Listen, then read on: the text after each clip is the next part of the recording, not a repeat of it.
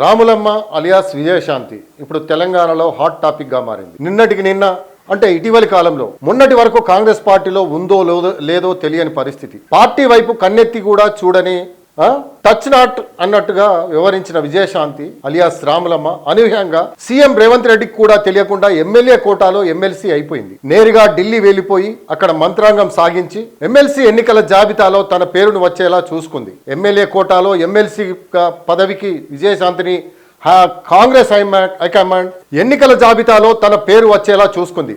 MLA కోటాలో MLC పదవికి విజయశాంతిని Congress high command ఎంపిక చేయడం అందరినీ ఆశ్చర్యపరిచింది. ఎందుకంటే తెలంగాణ పీసీసీ పంపిన లిస్టులో కానీ సీఎం రేవంత్ చేసిన సిఫారసుల్లో కానీ విజయశాంతి పేరు లేదు.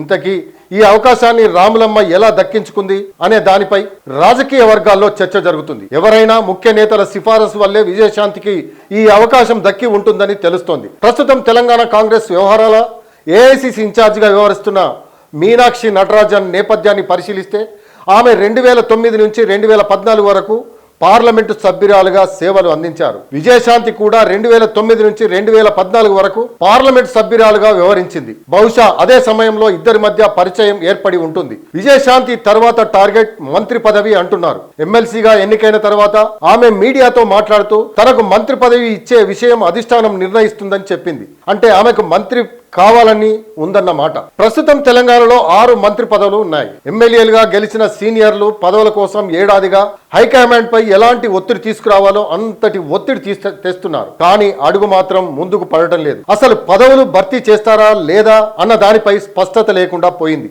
కానీ హైకమాండ్ ఆశీస్సులతో నేరుగా పదవి తెచ్చుకున్న విజయశాంతి తనకు కేబినెట్ బెర్తుపై ఆశలు పెట్టుకుంది. అయితే మంత్రి కొండా సురేఖ ఎమ్మెల్సీలకు మంత్రి పదవులు ఇవ్వకపోవచ్చు అని అన్నారు.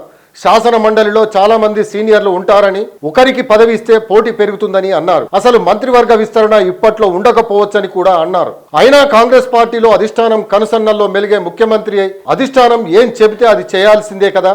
మరి సీఎం ప్రమేయం లేకుండా నేరుగా ఎమ్మెల్సీ అయిన విజయశాంతి అధిష్టానం తలుచుకుంటే మంత్రి కాకుండా ఉంటుందా అనే చర్చ అయితే రాజకీయ వర్గాల్లో చర్చ జరుగుతుంది.